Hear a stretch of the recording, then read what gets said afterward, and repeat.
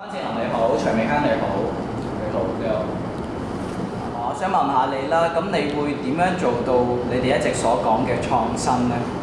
咁首先啦，咁我哋希望我哋內閣啦，以自己作為一個榜樣啦，去帶一啲嶄新嘅諗法啦，喺學生會嘅一啲唔同嘅活動上面啦，從而啦希望去感染其他嘅學生啦，對於我哋學生會啦，無論係活動又好啊，定係一啲行政嘅安排都好啦，希望都有一個新嘅諗法啦，去積極參與我哋嘅學校內嘅活動啦，去以佢哋自己嘅諗法啦，去創造一個更好嘅校園環境。今日你對傳承呢兩個字有咩睇法呢？我覺得傳承對於我哋學校嚟講係非常之重要嘅。